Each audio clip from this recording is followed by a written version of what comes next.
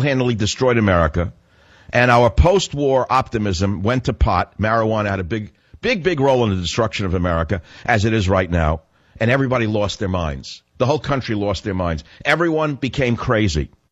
Dark decade, civil unrest, mustaches, bell-bottoms, underarm hair for women, patchouli oil, STDs became rampant. And so last night it ended, the show ended. And it ends with him at Esalen. For those of you who didn't know the setting, it was up in Carmel area on a bluff with everyone going Om and sitting around with the phony guru and all of that. And Don had run away from the ad business, as many people in the ad business did in that era. They all were running away. They wanted to find themselves and write the great novel. Some of them did. Most of them didn't. Don goes to the cliffside and he does Om and he meditates. He finds himself. He starts to cry on another man's arm. I thought it was going to end in a gay scene with him running off with the bald guy, frankly. I was thanking God it didn't. When he hugged the bald guy who was crying, I said, oh, God, no, please. Matthew, don't do this to us. But no, it ends with the Coca-Cola ad.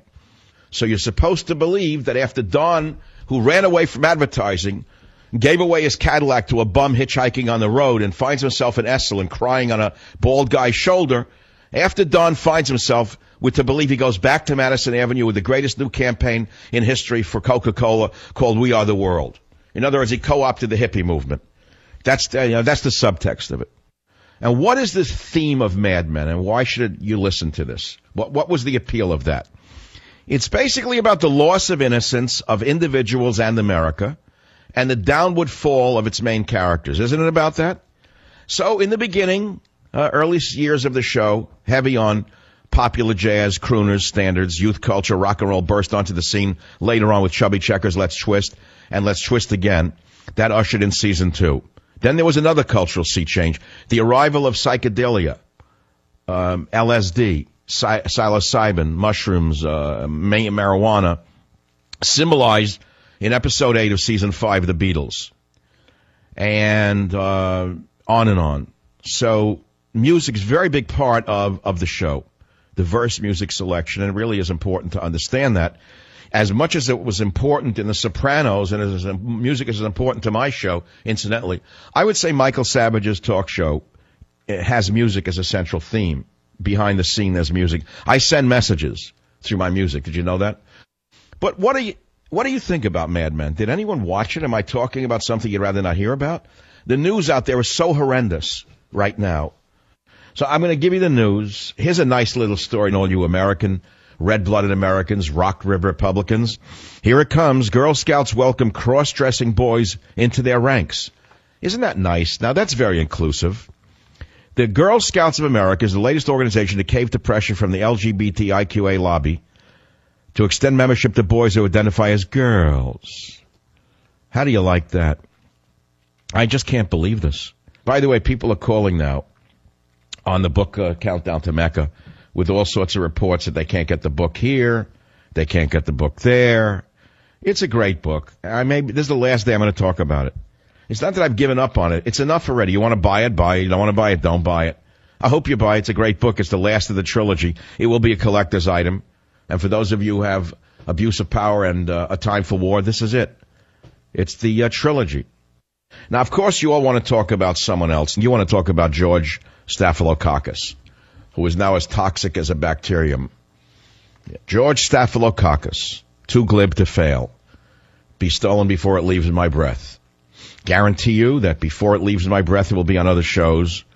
But you heard it here first, because nobody can turn a phrase or a name faster than I, Michael Savage.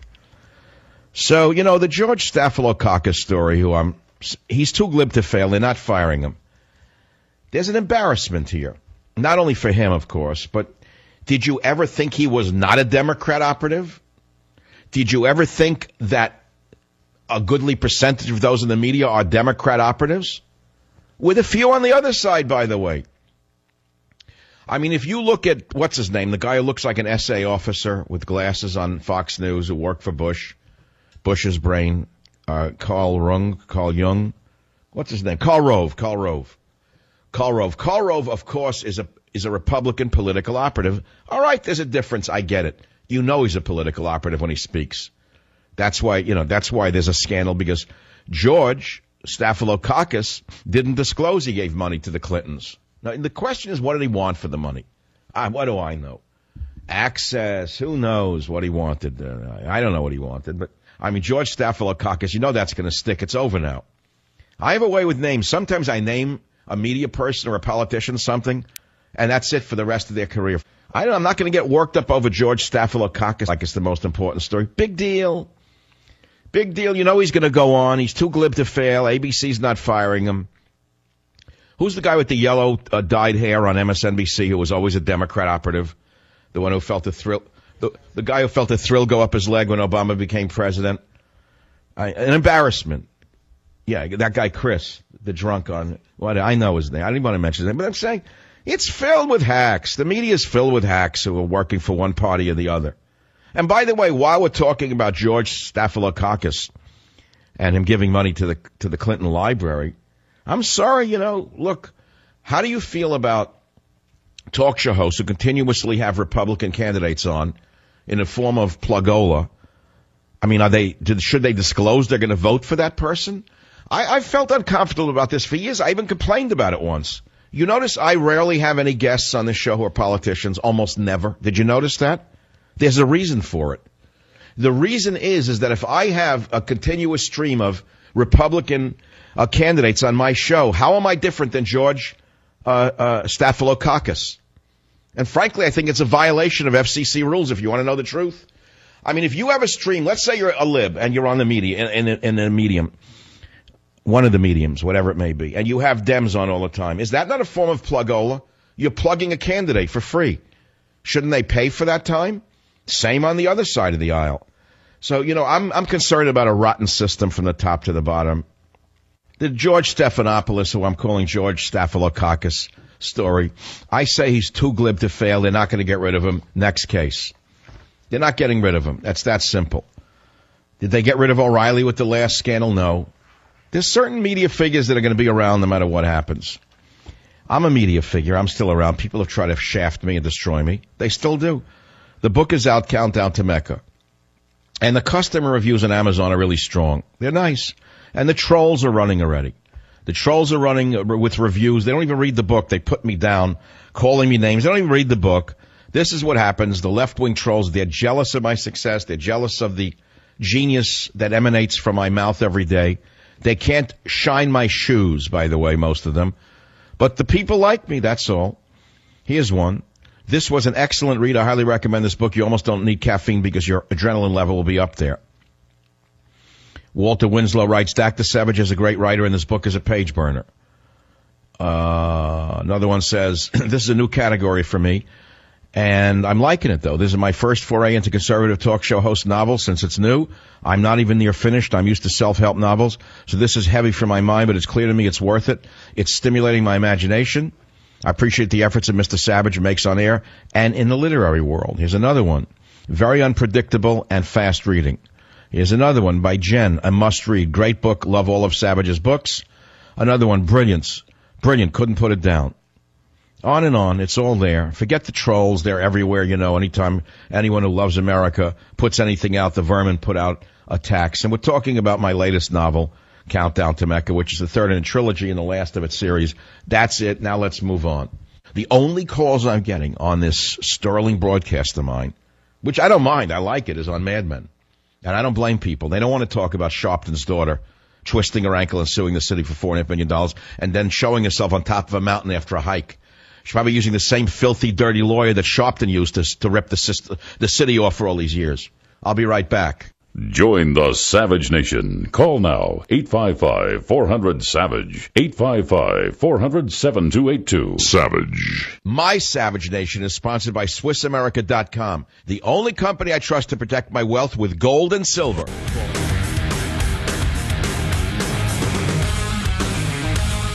There's many other stories, because they just hammer you with Republican this, Democrat that, blah, blah, blah, blah, blah.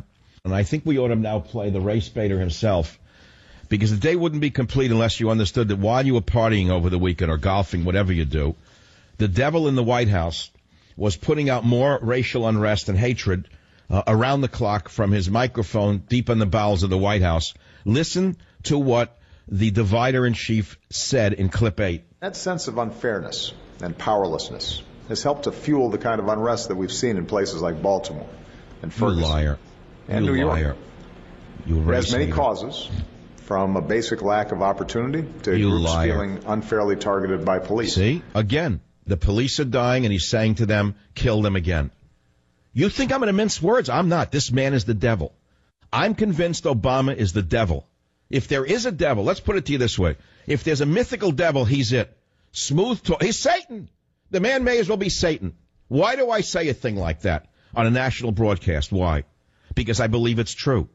But I don't actually believe there's a Satan. I believe that there's an evil, socialist, communist, anti-American, especially anti-European American man in the White House with a wife who's worse than he is. And I think that they do everything they can around the clock to foster hatred between the races. Moreover, I'll go a step further. How is it that a criminal like Al Sharpton, a degenerate race hater, gonif of the lowest order, who has a daughter who says she twisted her ankle and is suing New York for $4.5 million, and then she's filmed on top of a mountain hiking, how is it that degenerate lowlife is invited into the White House 40 times, and these empty suits in the media don't say a word about Al Sharpton, a criminal, degenerate race hater, in my opinion, invited in and out of the White House? Forget what you think of Al Sharpton. I want you to imagine if a right-winger had won the presidency, and shortly after winning, he started inviting the Grand Wizard of the Ku Klux Klan in and out of the White House for 50 times. Do you think that George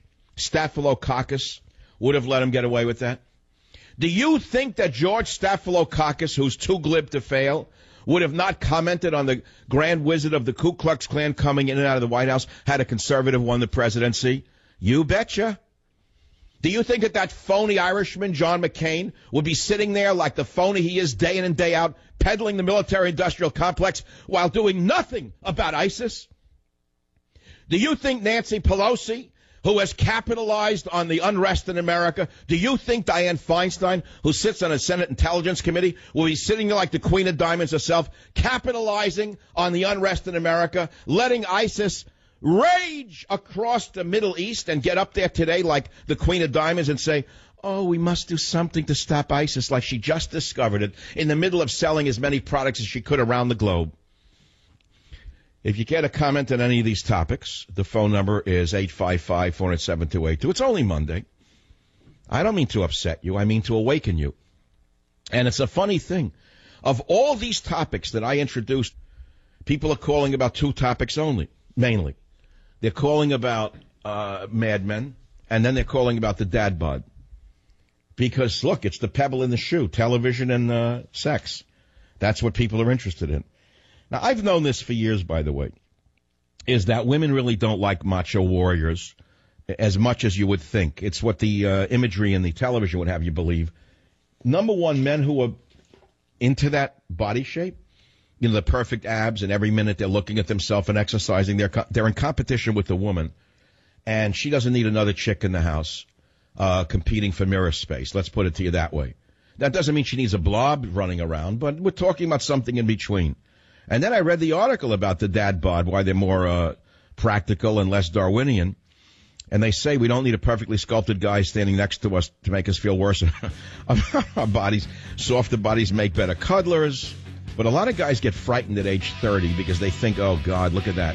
No matter what I do, there's a little belly fat. Oh, God, look at that, the gray hair. Oh, God, this, oh, God. Let it happen. You know what I'm saying? Do the best you can and stop eating your heart out already. First, you're not going to live forever. That's number one. And number two, you're not going to look like Adonis at 50. In fact, the harder you work out at 30, the worse you look at 60.